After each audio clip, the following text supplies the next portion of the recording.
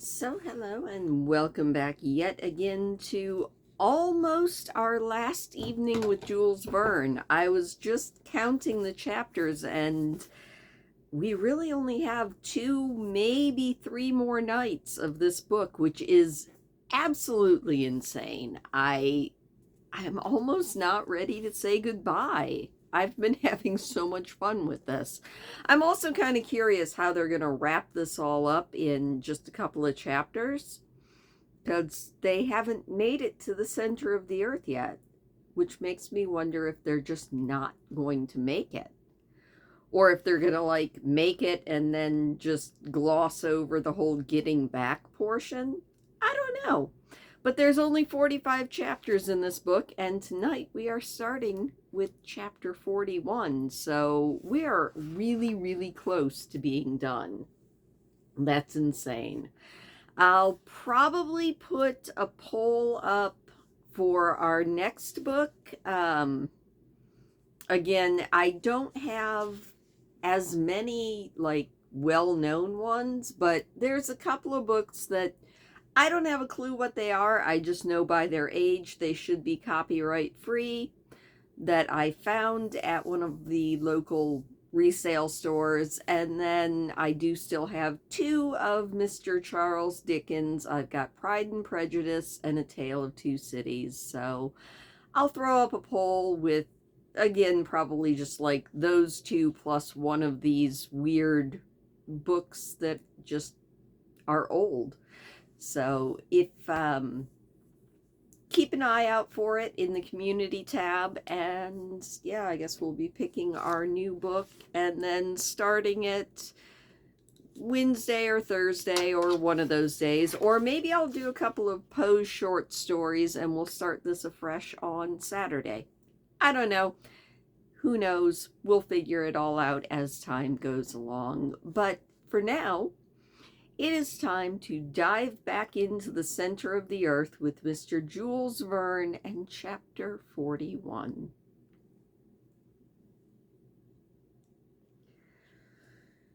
The next day, Thursday, August 27th, is a famous date in our underground journey. It never comes back to my mind without terror making my heart beat faster. From that moment on, our reason, our judgment, our inventiveness no longer play any role, and we are about to become playthings of the Earth's phenomenon. At 6 we were up. The moment approached when we would blast a passage through the granite crust with our powder. I asked for the honor of lighting the fuse. With that task accomplished, I was supposed to join my companions at the raft, which had not yet been unloaded. We would then move away in order to avoid the dangers of the explosion, whose effects might not remain confined to the interior of the rock. The fuse would burn for 10 minutes, according to our calculations, before setting fire to the powder hole, so I had plenty of time to get back to the raft. I got ready to fulfill my task, not without some anxiety. After a hasty meal, my uncle and Hans embarked while I remained on the shore. I was equipped with a lighted lantern that I would use to set fire to the fuse. "Go, my boy," said my uncle, "and come back immediately to join us." "Don't worry," I said. "I won't be entertaining myself along the way." I immediately walked towards the mouth of the tunnel. I opened my lantern, and I took hold of the end of the fuse. The professor had the chronometer in his hand. "Are you ready?" he called. "I'm ready." "Well then, fire, my boy." I rapidly plunged the fuse into the lantern, which crackled on contact and returned running to the shore. "Get on board quickly," said my uncle. "Let's push off." Hans pushed us back into the ocean with a powerful thrust. The raft shot 20 fathoms out to sea. It was a thrilling moment. The professor watched the hand of the chronometer. 5 more minutes, he said. Then 4, 3. My pulse was beating rapidly. 2, 1, crumble, granite mountains. What happened then? I think I did not hear the noise of the explosion, but the shape of the rocks suddenly changed under my eyes. They opened like a curtain. I saw a bottomless pit open up on the shore. The ocean, overcome by vertigo, turned into nothing but a huge wave on whose back the raft was lifted vertically. All 3 of us fell down. In less than a second, the light turned into unfathomable darkness. Then I felt solid support give way, not under my feet, but under the raft. I thought it was sinking, but it was not so. I would have liked to speak to my uncle, but the roaring of the waves would have prevented him hearing me. In spite of the darkness, the noise, the surprise, and anxiety, I understood what had happened. Beyond the rock that had exploded, there was an abyss. The explosion had triggered a kind of earthquake in this ground riven by fissures, and the abyss had opened up, and the ocean turned current was taking us down into it. So I gave myself up for lost. An hour, 2 hours passed. What do I know? We gripped each other's elbows and clutched each other's hands so as not to be thrown off the raft. Violent shocks occurred whenever it hit against the walls, but the shocks were rare, from which I concluded that the tunnel was widening considerably. It was no doubt the path that Sakmussen had taken, but instead of taking it by ourselves, we had, through our carelessness, brought the ocean with us. These ideas, it will be understood, came to my mind in a vague, obscure form. I had difficulty putting them together during this headlong race that resembled a fall. Judging by the air that was lashing my face, the fall was faster than an express train. Lighting a torch in these conditions was quite impossible, and our last electric device had broken the moment of the explosion. I was therefore very surprised when I suddenly saw a light shining near me. It lit Hans's calm face. The skillful Hans had managed to light the lantern, and even though it flickered and seemed about to go out, it did throw some light into this awful darkness. The tunnel was huge. I was right about that. The dim light did not allow us to see the walls. The slope of the water that was carrying us along exceeded that of the most difficult rapids in America. Its surface seemed to be made of a sheaf of arrows shot with extreme force. I can't convey my impression with any better comparison than that. The raft, sometimes seized by an eddy, spun around as it moved along. When it approached the walls of the tunnel, I shone the light of the lantern on them, and I could judge our speed by seeing a rock projection turning into continuous lines, so that we seemed caught in a net of movement. I estimate that our speed was close to 30 leagues an hour. My uncle and I looked at each other with frantic eyes, clinging to the stump of the mast, which had snapped at the moment of the catastrophe. We turned our backs to the air current so as not to be choked by the speed of our movement that no human power could check. In the meantime, hours went by. Our situation did not change, but an incident complicated matters. When I tried to put our cargo into a somewhat better order, I found that the greater part of the items on board had disappeared at the moment of the explosion, when the sea broke in on us so violently. I wanted to know exactly what to count on as far as our resources, and with the lantern in hand, I began investigating. Of our instruments, nothing was left except for the compass and the chronometer. Our stock of ropes and ladders was reduced to a bit of cord coiled around the stump of our mast. No pickaxe, no pick, no hammer, and irreversible misfortune, we only had a day's food supply left. I searched every nook and cranny on the raft, the smallest spaces between the wood beams, the joints, and the planks, nothing. Our food supply was reduced to one bit of dried meat and a couple of biscuits. I stared, dumbfounded. I did not want to understand, and yet, why worry about this danger?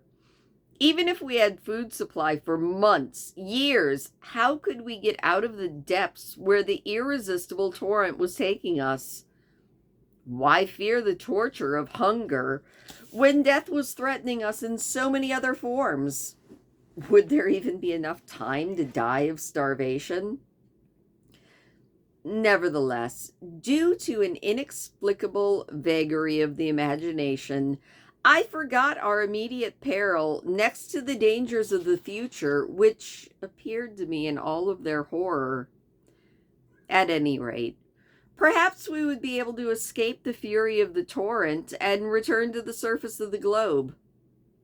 How? I have no idea. Where? No matter about that. 1 chance in 1,000 is still a chance, while death from starvation left us no hope. Not even a little. It occurred to me that I should tell my uncle everything, show him the straits to which we were reduced, and calculate exactly how much time we had left to live, but I had the courage to keep silent. I wanted to leave him in all of his calmness. At that very moment, the light from our lantern became dimmer and dimmer, and then it went out completely. The wick had burned itself out, and the darkness became absolute yet again. We could no longer hope to chase away the blackness. We still had 1 torch left, but we couldn't have kept it lighted, so, like a child, I closed my eyes firmly so as not to see all of that darkness. After a rather long interval of time, our speed increased. I could tell by the sensation of the air on my face. The slope of the water torrent became extremely steep. I really believed that we were no longer gliding, we were falling. I had the impression of an almost vertical fall. My uncle's and Hans's hands, clutching at my arms, held me forcefully.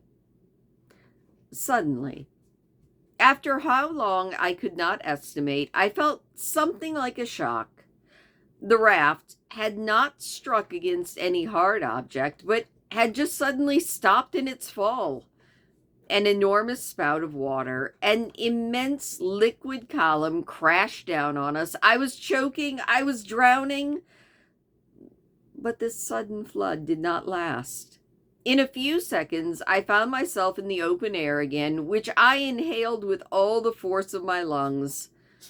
My uncle and Hans squeezed my arm to the point of almost breaking it, and the raft was still moving along, carrying us all. And that is the end of chapter 41. And what an end it is. See, I knew it. I knew that blowing up that fissure was a terrible idea. But would they listen to me? No, because they couldn't hear me. Anyway, I'm going to grab a drink and we're going to read another chapter. I'll be right back. I always feel like I should get that old TV jingle that after these messages, we'll be right back. I haven't, so I sang it for you. which is probably much, much worse. But, I always feel like I should put a jingle in there. Anyway, we're going to see what more is in store for our intrepid explorers as we jump back into chapter 42 of Journey to the Center of the Earth by Jules Verne. I think that it must have been about 10 at night. The first of my senses, which began to function again after this last bout, was that of hearing. Almost immediately I heard, and it was a genuine act of hearing. I heard silence fall in the tunnel after the roars that had filled my ears for hours. At last, my uncle's words reached me like a murmur. "We're going up." "What do you mean?" I said. "We're going up, up." I stretched out my arm and touched the wall, and I drew back my hand bleeding. We were going up, very quickly. "The torch! The torch!" shouted the professor. Hans managed to light it, not without difficulty, and the flame, staying upright in spite of our rising movement, threw enough light to illuminate the scene.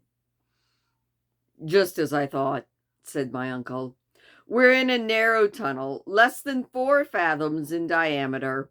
The water has reached the bottom of the chasm, and it's rising back up to its level, carrying us with it." "Where to?" I said. "I don't know, but we must be ready for anything. We're rising at a speed, I would estimate, 2 fathoms per second. That's 120 fathoms per minute, or more than 3.5 leagues an hour. At that rate, we'll make some progress."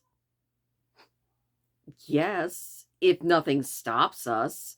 If this well has an exit, but what if it's blocked? What if the air is compressed through the pressure of this water column?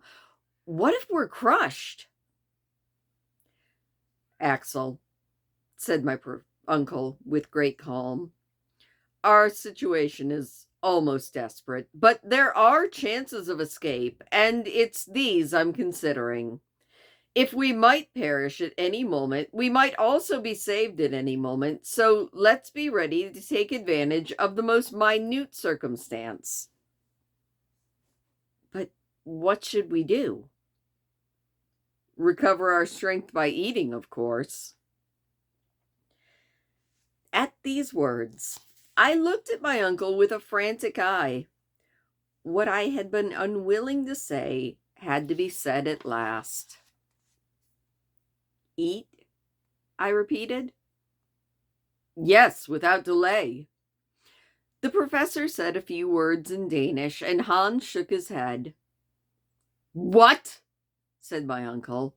"Our food supply is lost?"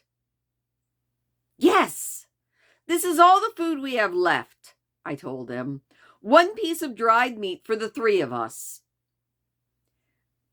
My uncle looked at me, not seeming to grasp my words. "Well then," I said to him, "do you think we can still be saved?" This question received no answer. An hour went by, and I began to feel the pangs of a violent hunger. My companions were also suffering, and none of us dared touch this miserable bit of food. In the meantime, we were still rising at an extreme speed. Sometimes the air cut our breath short, like aeronauts who ascend too rapidly. But while they feel the cold in proportion to their rise in the atmospheric strata, we were subject to the opposite effect. The heat was increasing at a disturbing rate, and it certainly must have reached 40 degrees Celsius right then. What did this change mean? So far, the facts had confirmed Davy and Lindenbrock's theories. So far, the special conditions of non-conducting rocks, electricity, and magnetism had all modified the general laws of nature and had given us a moderate temperature. For the theory of fire at the core remained, in my view, the only true and explainable one. Were we going back to an environment where these phenomenon applied in all their rigor and where the heat was completely melting the rocks? I thought this could be so, and I said it to the professor. If we're neither drowned, nor shattered to pieces, nor starved to death, there's still a chance we might be burned alive. The professor confined himself to shrugging his shoulders, and he returned to his thoughts. Another hour, and except a slight increase in the temperature, nothing had changed in our situation. Let's see, said the professor. We must make a decision. Make a decision? I asked. Yes, we must recover our forces. If we try to prolong our existence by a few hours by rationing this bit of food, we will be weak until the very end. Yeah, our end, which isn't that far off. Well then, he said, if a chance of escape appears, if a moment of action is necessary, where are we going to find the strength to act if we allow ourselves to be weakened by starvation?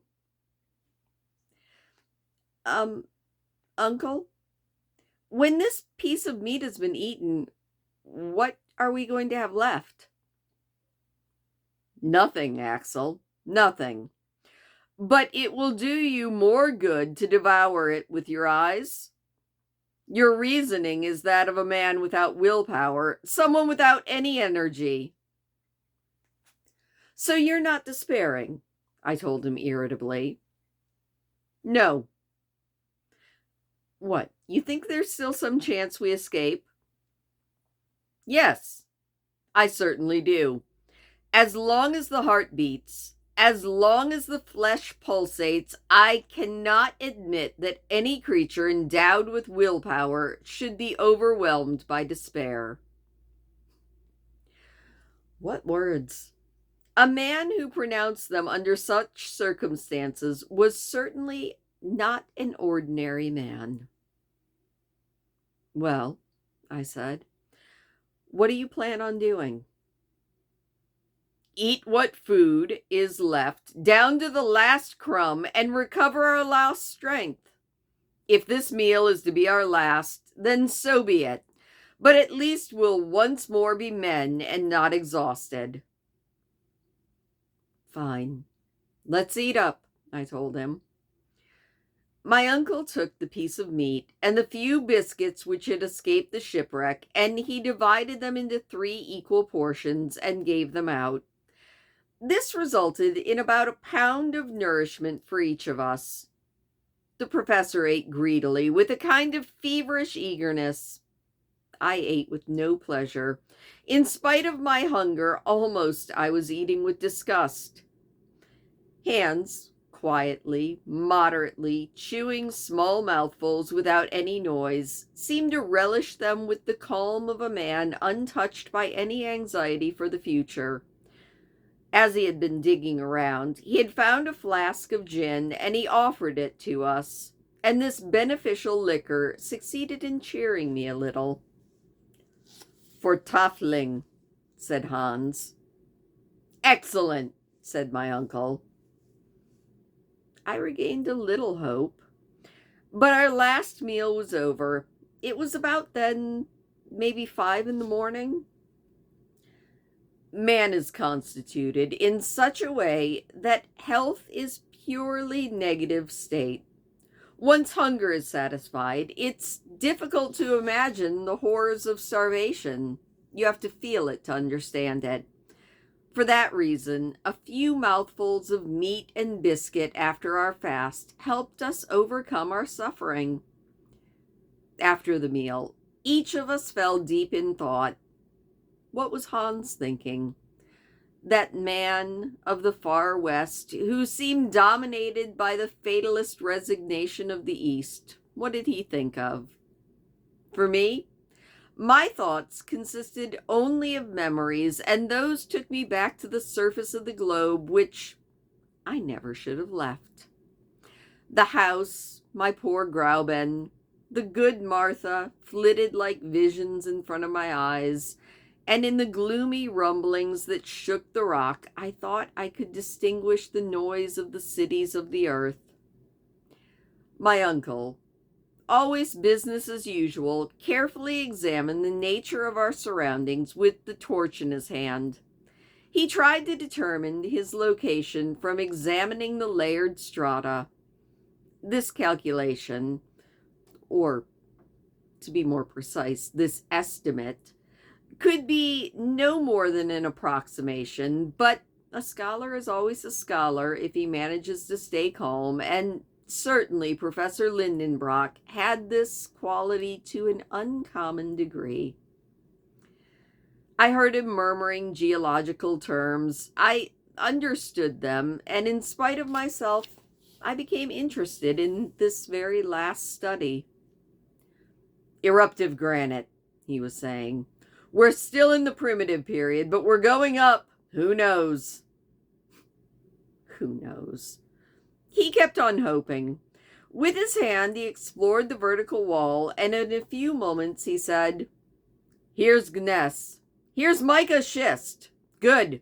Soon the transition period, and then..." What could he mean? Could he measure the thickness of the terrestrial crust above our heads? Did he have some means of making this calculation? No. He did not have the manometer, and no estimating could replace that. In the meantime, the temperature kept rising quickly, and I felt immersed in a burning atmosphere. I could only compare it to the heat emanating from the furnaces of a foundry at the moment when molten metal is being poured.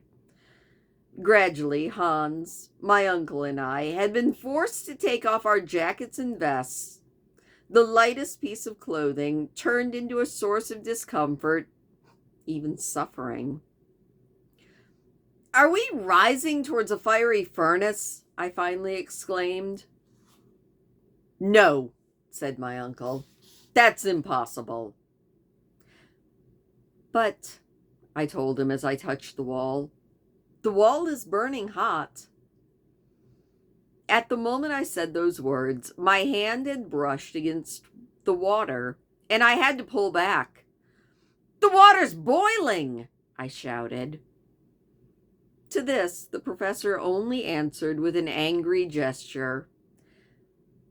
Then, an unconquerable terror overwhelmed my brain, and it did not go away. I had the presentiment of an approaching catastrophe that even the best imagination could not conceive. An idea, at first vague and uncertain, turned into certainty in my mind. I tried to chase it away, but it kept returning. I didn't dare express it, yet some involuntary observations only confirmed my conviction. By the dim light of the torch, I noticed irregular movements in the granite layers. A phenomenon was about to take place in which electricity would play a role, and this excessive heat and boiling water. I wanted to check the compass, but it was running absolutely wild. And that is the end of chapter 42. And what a cliffhanger. Are they erupting in a volcano? That's the only thing I can think, except it wouldn't really be a volcanic eruption if it was just water, would it? Is there such a thing as a water eruption? I mean, there's geysers like Old Faithful. I'm going to laugh myself silly if they erupt through Old Faithful and find themselves in Yellowstone. I doubt that's what's going to happen, but I somehow feel like they aren't going to make it to the center of the earth. I feel like they're going to end up back on the surface, and that might be how this book ends. But we're going to have to wait and see, because we're probably going to finish this book tomorrow. So keep an eye on my community page. I'll probably have a poll up probably tonight, definitely by tomorrow morning, I'll have a poll up with our 3 choices of our next book.